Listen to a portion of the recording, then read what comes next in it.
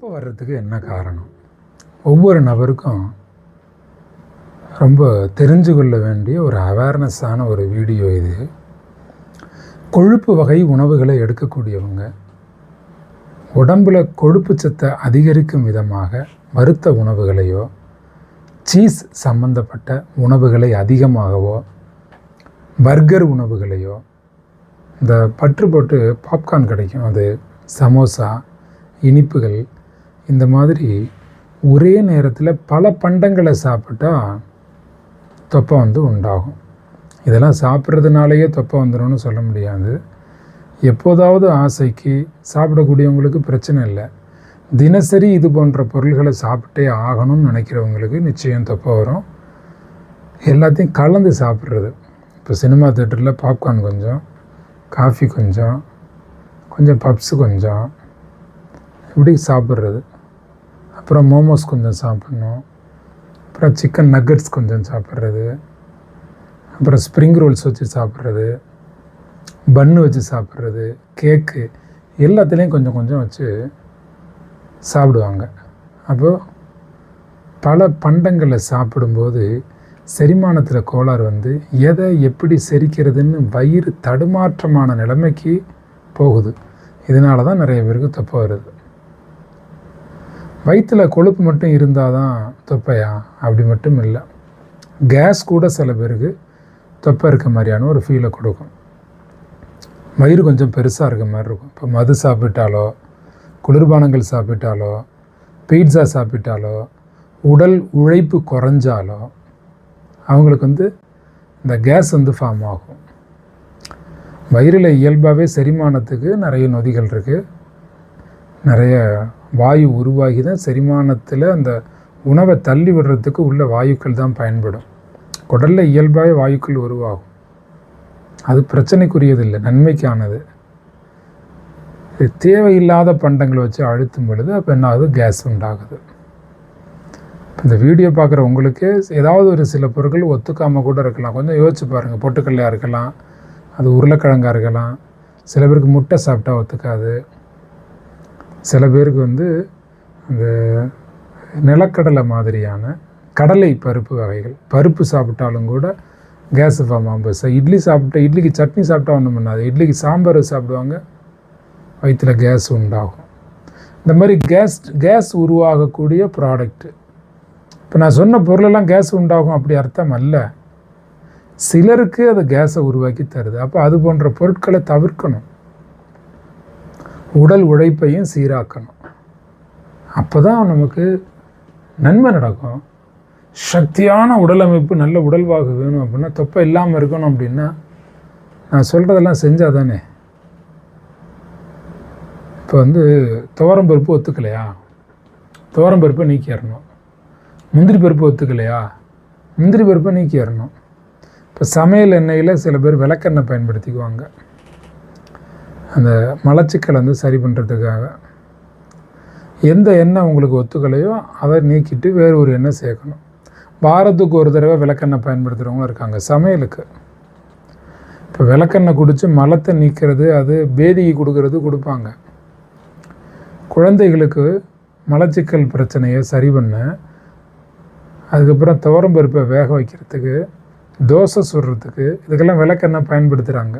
இதெல்லாம் இயற்கையாக மலம் கழிக்கக்கூடிய மலச்சிக்கல் தான். பல சிக்கலை வர வைக்கிறதுக்கான அடிப்படையாக இருக்குது. கான்ஸ்டிபேஷன் அதுதான் மதர் ஆஃப் டிசீஸ்.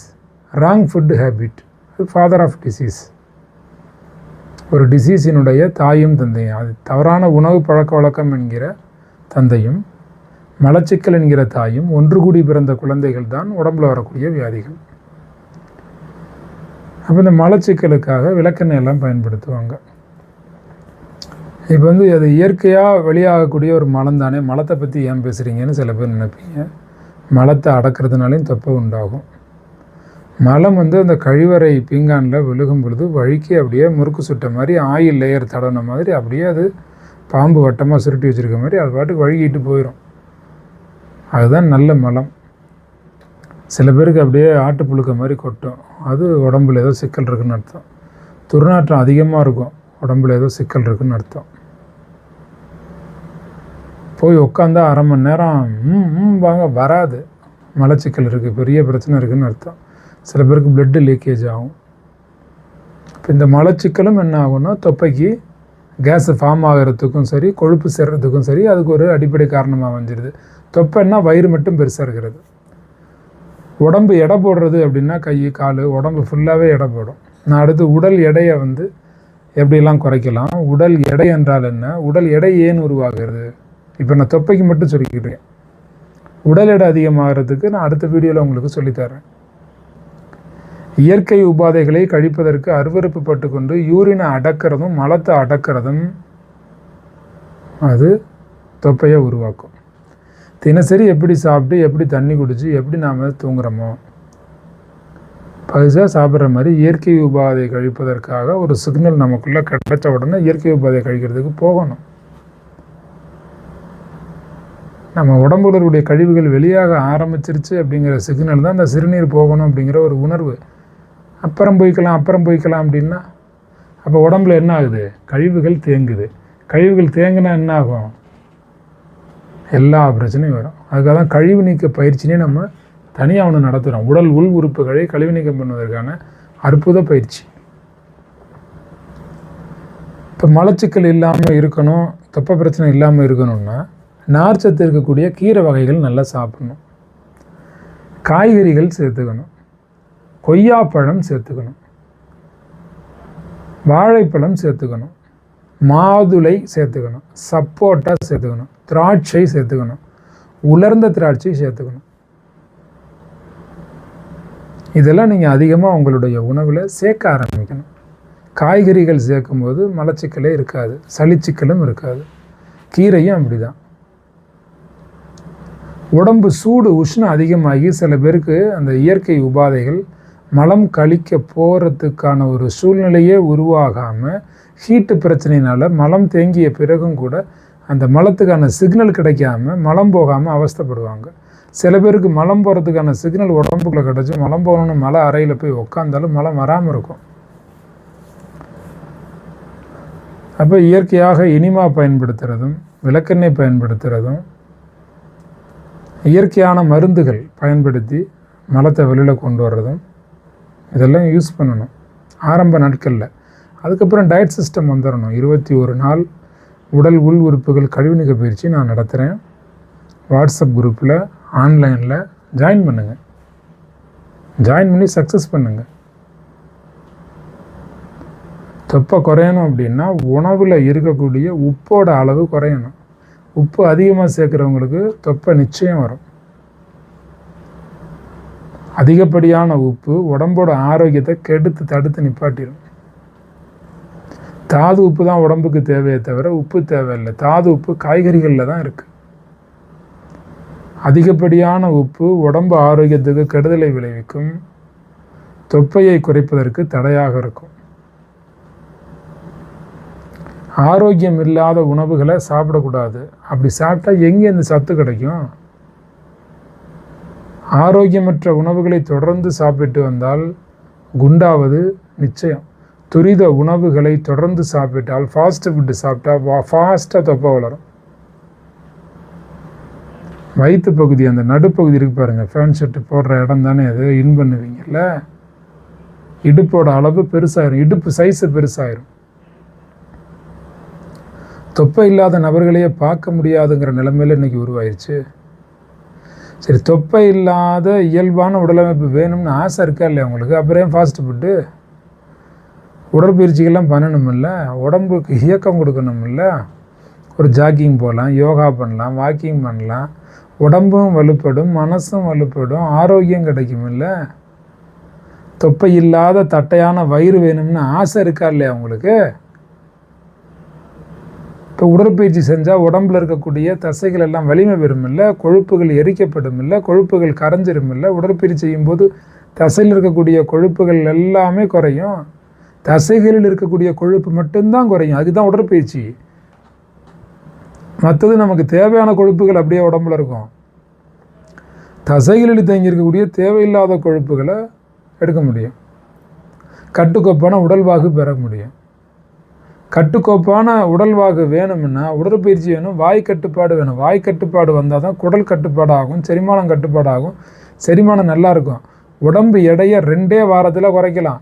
கொழுப்பு உள்ள உணவுகளை அறவே தொடக்கூடாது. ஜங்க் ஃபுட் எடுக்கக்கூடாது, சிப்ஸ் எடுக்கக்கூடாது, பர்கர் எடுக்கக்கூடாது, ஃப்ரெஞ்ச் ஃப்ரைஸ் இதெல்லாம் எடுக்கக்கூடாது. இதெல்லாம் மறக்க வேண்டும். டீ, காப்பி, பால், தயிர், மோர், வெண்ணெய், நெய் ஒரு 2-3 வாரங்களுக்கு ஒதுக்கி வைக்க வேண்டும். அற்புதமாக எடையை குறைக்கலாமே, 2 வாரத்தில் எடையை குறைக்கலாமே. சக்தி பெறணுங்க, எனர்ஜியாக இருக்கணுங்க. எனர்ஜி வேணுமா இல்லையா? இன்றைக்கி ஆண்களுக்கு நிறைய தொப்பை உருவாது பாருங்க. பெண்கள் பிரசவத்திற்கு பிறகு கொஞ்சம் தொப்பை உருவாகிறது இயல்பு. அதுவுமே சரி பண்ண முடியும். கழிவுநீக்க பயிற்சியில் கலந்துங்க. இலவச 21 நாள் கழிவுநீக்க பயிற்சி. அதுக்கப்புறம் தொப்பைக்கு குட் பை அப்படின்னு உங்களுக்கு பயிற்சிகள் கொடுக்குறோம். அதில் ஜாயின் பண்ணிக்கோங்க. வாட்ஸ்அப் நம்பர்லாம் பார்த்து தெரிஞ்சு உடனே ஃபாலோ பண்ண ஆரம்பிங்க.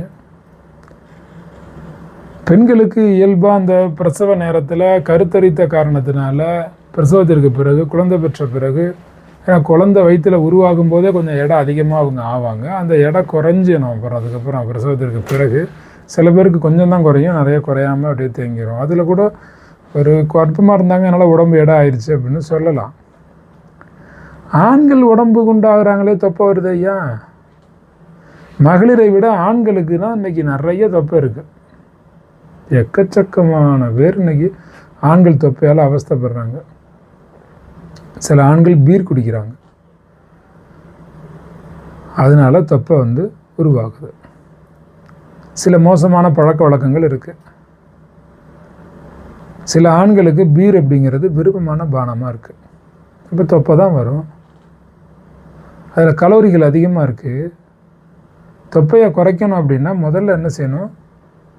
ஆல்கஹாலை ஸ்டாப் பண்ணணும். குடிக்கிற பழக்கத்தை நிறுத்துங்க. சில ஆண்கள் நாற்காலியில் உட்காந்தே தான் இந்த நேரம் வேலை பார்க்குறாங்க. நாற்காலியில் உட்கார்றது பிரச்சனை இல்லை, அப்பப்போ உடம்புக்கு அசைவு கொடுக்கணும். சாப்பிடக்கூடிய சாப்பாடு சரியாக சீரணமாகாது, உட்காந்தே இருந்தால் அது கொழுப்புகளாக மாறி உடம்போட ஆரோக்கியத்தை பாதிக்கும். உங்கள் உடம்பை பார்த்துக்கிறதுக்கு உங்களுக்கு நேரம் இல்லை அப்படின்னா நீங்கள் எவ்வளவு சம்பாதிச்சாலும் அதை எப்படி நீங்கள் அனுபவிக்க முடியும்? பணிச்சுமை நிறைந்த வாழ்க்கை தான், ரெஸ்ட் எடுக்கவே டைம் இல்லை தான். இதில் எங்கே நம்ம உடற்பயிற்சி பண்ணுறதுன்னு வேறு நீங்கள் கேள்வி கேட்குறீங்க தான். பணிச்சுமை அதிகமாக இருக்குதான், மன அழுத்தம் அதிகமாக இருக்குதான், அதனால் ஹார்மோன்கள் ஏற்ற இறக்கங்கள் உண்டாகுதே, அதனால் உங்கள் பழக்க வழக்கங்களில் மாற்றங்கள் உண்டாகுது. இதுவே உங்களுடைய வயிறு தொப்பை அதிகமாகிறதுக்கு காரணமாகிறதே. இப்போ நாம் தான் நம்ம ஒரு ரெஸ்ட்டுக்கு நேரத்தை ஒதுக்கணும், டயட்டுக்கு நேரத்தை ஒதுக்கணும், வாழ்க்கையை பார்த்துக்கணும். நொறுக்கு தீனி சாப்பிட்றாங்க நிறைய பேர் ஆண்கள் ரகசியமாக. பெண்கள் தெரிந்து நொறுக்கு தீனி சாப்பிடுவார்கள், ஆண்கள் யாருக்கும் தெரியாமல் ரகசியமாக சாப்பிடுகிறார்கள். டிவி பார்க்கும்போது எதையாவது வாயில் போட்டுக்கொண்டு மென்று கொண்டே இருந்து டிவி பார்த்து கொண்டே இருந்தால், வடை, போண்டா, சிப்ஸ் இப்படி சாப்பிட்டு கொண்டே இருந்தால் ஆண்களே உங்களுக்கு தொப்பை விரைவில் வரும். ஆண்கள் தன்னுடைய நண்பர்களோடு பார்ட்டிகளில் அதிகமாக கலந்து கொள்ளுகிறார்கள். பார்ட்டி அப்படின்னாவே அன்றைக்கி அதிகமாக குடிக்கிறது, அதிகமாக அசைவ உணவு சாப்பிட்றது, வயிறு முட்டை சாப்பிட்றது, இப்படி வாரத்துக்கு 2 தடவை 3 தடவை பார்ட்டியில் கலந்துக்கிட்டால் தொப்பை என்ன ஆகும்? குப்பை தொட்டியில் போட வேண்டிய உணவுகளை எல்லாம் நீங்கள் அள்ளி வயிற்றிலே போடுவதால் அது தொப்பையாக மாறிவிடுகிறது. வயிற்றிலே நிறைய குப்பைகளே போடுகிறீர்கள். ஒரு ஃபுட்டு பிளட்டாக கன்வெர்ட் ஆகும்னா அதை உள்ளே அனுப்பணும், இல்லைன்னா அதை வெளியில் குப்பை தொட்டிலாம் பண்ணணும், இல்லைன்னா தொப்பை வந்துடும். சரியாக தூங்க மாட்டேங்கிறீங்க, தொப்பை வருது. உடல் உழைப்பு இல்லை, தொப்பை வருது. சாப்பாடு காலையில் சீக்கிரம் சாப்பிடணும். 9 to 11 காலையில் சாப்பிடவே கூடாது. அந்த 2 மணி நேரம் செரிமானத்திற்கான நேரம். அந்த டைமில் தான் நிறைய பேர் சாப்பிட்றீங்க, அப்புறம் தொப்பை வரத்தான் செய்யும். நைட்டு சாப்பிட்டு உடனே போய் படுக்கிறீங்க, அப்புறம் தொப்பை வரத்தான் செய்யும். காலை சாப்பாடு லேட்டாக சாப்பிட்றீங்க, அப்புறம் தொப்பை வரத்தான் செய்யும். மதியம் 1 மணி 2 மணிக்கு சாப்பிட்றத விட்டுட்டு 5 மணி 7 மணின்னு நீங்கள் பாட்டுக்கு சில பேர் மதியான சாப்பாடை ஸ்கிப் பண்ணிட்டு நைட்டு சாப்பாடுக்கு போயிடுறீங்க. சில பேர் 4 மணி 4:30 5 அப்படி சாப்பிட்றீங்க மதிய சாப்பாடு. சிக்கல்கள் வரத்தானே செய்யும்.